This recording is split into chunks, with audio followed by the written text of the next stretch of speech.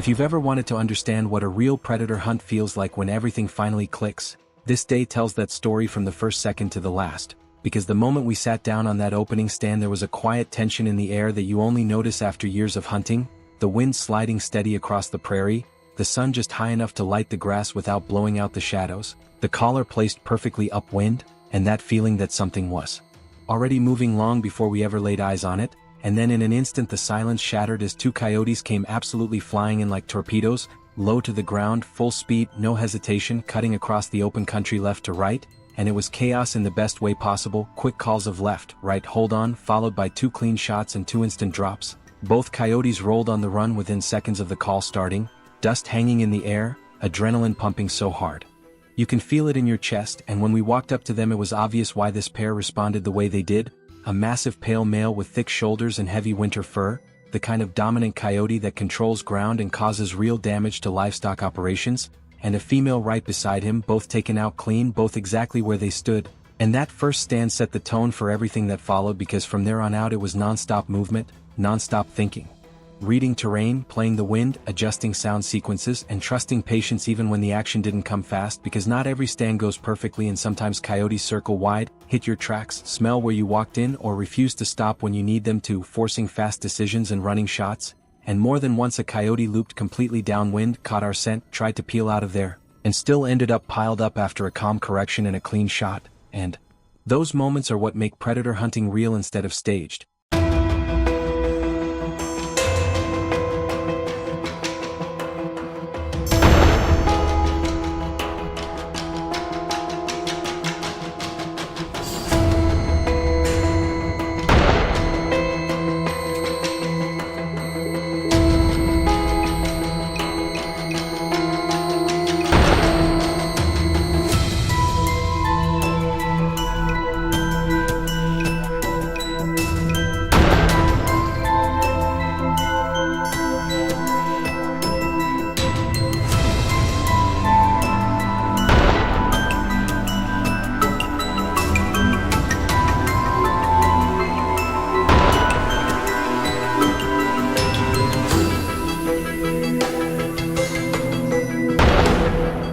Because it's problem solving in real time with no reset button. And as the day went on the stand started stacking up, some slow and quiet at first, others exploding with action, mornings where you glass a speck on a far ridge and realize it's a coyote over a mile out already working toward the sound, dipping in and out of ditches, stopping to look, committing a little more every time you change sounds or lower the volume, watching body language shift from cautious to confident, and when that coyote finally breaks inside 200 yards and stops just long enough for a clean shot, the satisfaction feels earned, not rushed, and that patience paid off over and over again, with doubles and triples coming together on stands where we could have easily stood up too early, only to have a second coyote slip in silently and a third show up minutes later after switching to pup distress, pulling them from completely different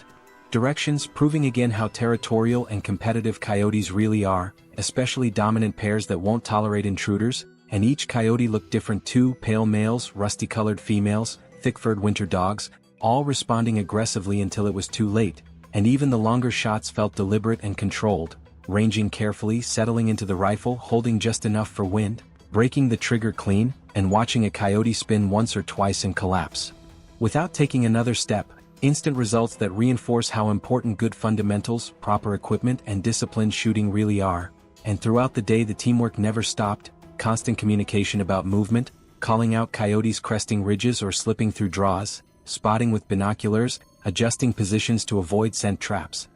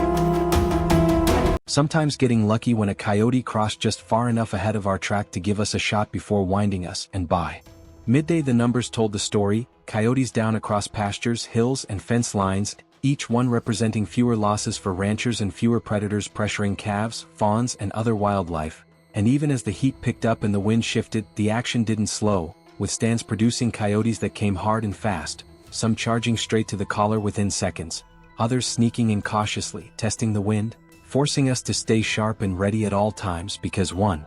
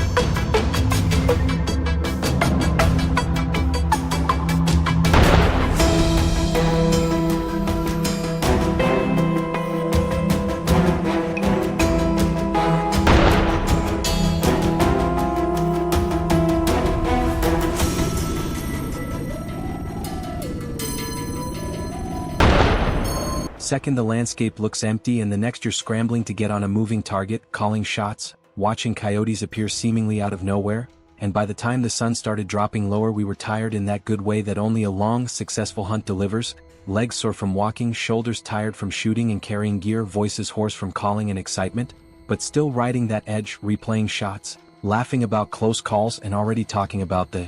next stand because days like this remind you why predator hunting is so addictive. It's not just about pulling the trigger, it's about understanding animal behavior, reading land and wind, adapting to changing conditions, knowing when to push and when to wait, staying calm when everything happens at once, and staying patient when nothing seems to be happening at all, and when the calling is right and the coyotes are moving, it can go from dead silent to absolute madness in a heartbeat, and that unpredictability, that challenge, and that responsibility to do the job right is exactly why we keep coming back, stand after stand, season after season, chasing those moments where preparation meets opportunity and the prairie comes alive.